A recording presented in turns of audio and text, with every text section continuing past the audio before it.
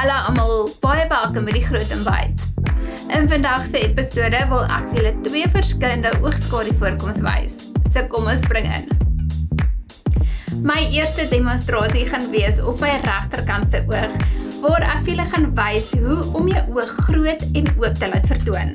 Nou, ek het al reeds concealer op my ooglid gesit, sodat my oogskadu langer kan hou. Met 'n bruin oogskadu gaan ek dit slegs in die waai van my oë aanwend. En ek hou aan met die beweging tot my lyne sag vertoon. Daarna gaan ek dieselfde bruin op die binneste en buitenste hoekie van my ooglid aanwend, sodat ons daardie halo effek kan sien. Met 'n ligte mat oogskadu gaan ek dit slegs in die middel van my ooglid aanwend. Ek gebruik 'n lig en druk aksie.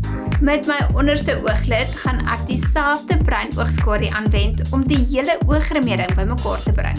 Om my oë te omlyn, gaan ek 'n borsel vat en dit smeer teen 'n swart oogpotlood. Ek probeer altyd die lyntjies so naby as moontlik aan my eie wimpers kry. Ek sit altyd 'n laagie mascara op my boonste en onderste wimpers voordat ek valswimpers opsit. En dan 'n mooi stel valswimpers, want dit gaan jou oë verder laat oop lyk. My laaste stap is om 'n ligte pink oogpotlood te gebruik in die onderste waterlyn. Hierdie ooggremering sal veral mooi lyk by iemand wat 'n hooded oogvorm het. Nou kan ons die linker ooggremering doen en ek het al reeds 'n bietjie concealer aangewend. Met 'n ligte bruin oogskadu gaan ek dit slegs aanwend by die buitekantste waai van my oog. Ek versag dit ook in 'n opwaartse rigting verby my oë. Met 'n donkerder bruin oogskadu gaan ek dit slegs aanwend op die buitekantste ooglid. Ek gebruik ook dan my blending borsel om enige lyne verder sag te maak. Terwyl ek besig is met die donkerbruin oogskadu, gaan ek dit aanwend op die onderste ooglid. Daarna gaan ek dieselfde ligte kleur gebruik as vroeër, maar ek gaan dit by die binnekantste hoekie van my oë aanwend. Ek gaan 'n wing oogomlyner aanwend, want dit gaan my oë verder verleng.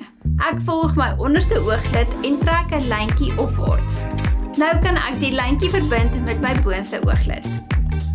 Ek omlyn my boonste ooglid en maak seker dat die lyntjie dun is. Kom ons verleng ook die binnekantste hoekie van my oog. Terwyl ek besig is met 'n oogomlyner, gaan ek 'n swart oogpotlood gebruik en dit aanwend op die onderste waterlyn. En dan kan ons weer 'n laagie mascara bo en onder aanwend.